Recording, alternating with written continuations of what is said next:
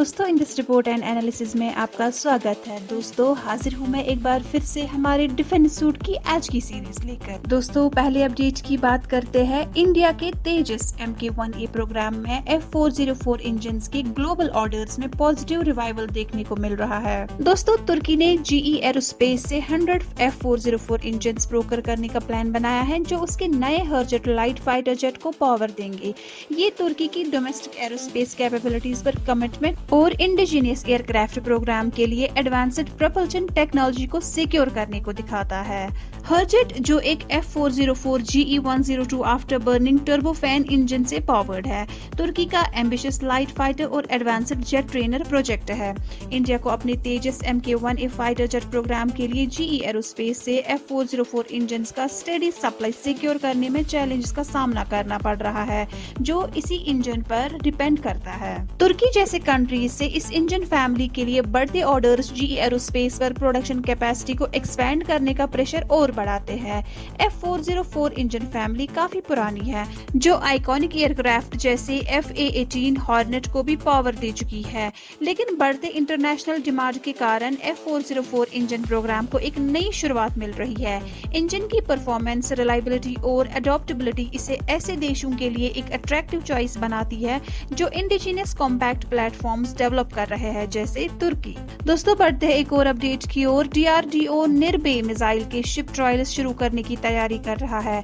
जी हाँ दोस्तों, defence research and development organisation अगले 12 से 18 महीने में ship launched Nirbhay anti ship subsonic cruise missile version के ट्रायल्स शुरू करने वाला है। ये मिसाइल 2 वेरिएंट्स में अवेलेबल होगी, लैंड अटैक क्रूज मिसाइल यानी LACM और एंटी शिप क्रूज मिसाइल यानी ASCM। DRDO ने एक universal vertical launch module develop किया है, जो शिप बेस्ड सबसोनिक और सुपरसोनिक क्रूज मिसाइल्स जैसे ब्राह्मोस को एकोमोडेट कर सकता है। निर्भय मिसाइल को INS GPS नेविगेशन और RF सीकर के साथ टर्मिनल गाइडेंस के फीचर दिए गए हैं और इसका प्लानड रेंज एक्सटेंशन 1000 किलोमीटर तक है। ये मिसाइल 500 मीटर से 4 किलोमीटर तक की ऑल्टीट्यूड्स पर फ्लाई करने की कैपेसिटी रखती है। इस मिसाइल का सक्सेसफुल डेवलपमेंट और डिप्लॉयमेंट इंडियन नेवी की स्ट्राइक कैपेबिलिटीज को एनहांस करेगा और इसकी स्ट्रेटेजिक डिटररेंस को भी मजबूत बनाएगा। दोस्तों, नजर डालते हैं एक और अपडेट की ओर। एक्सपर्ट्स का कहना है कि इंडिया का सिर्फ रिटेलिएटरी पर्पसेस के लिए नहीं, बल्कि अपने फ्यूचर को सिक्योर करने के लिए इंडिजीनियस फाइटर जेट्स का डेवलपमेंट करना चाहिए। दोस्तों, इंडियन डिफेंस एक्सपर्ट्स सरकार को ये अर्ज कर रहे हैं कि multi role fighter aircraft tender के अंडर फॉरेन एयरक्राफ्ट मैन्युफैक्चर करने की जगह अपने खुद के फाइटर जेट्स डेवलप करने पर ध्यान देना चाहिए। रानेश रजन, जो एक प्रोमिनेंट एनालिस्ट है, कहते हैं कि फॉरेन जेट्स जैसे राफेल को लाइसेंस के अंडर मैन्युफैक्चर करने से इंडियन एरोस्पेस इंडस्ट्री को कम ही फायदा है। इंडिया फाइटर जेट डेवलपमेंट के एक इम्पोर्टेंट पॉइंट पर खड़ा है, जहां वो 4.5 जनरेशन तेजस MK1A और MK2 को डेवलप कर रहा है। इंडिया का एम्बिशियस M का प्रोग्राम, जो एक 5th जनरेशन फाइटर जेट के लिए उसे एडवांस टेक्नोलॉजी वाले देशों के साथ खड़ा कर देगा। रजन ये भी एम्फसाइज करते हैं कि राफेल का ट्रांसफर ऑफ टेक्नोलॉजी इंडिया के domestic fighter jet production capabilities को सिग्निफिकेंट तरीके से एनहांस नहीं करेगा।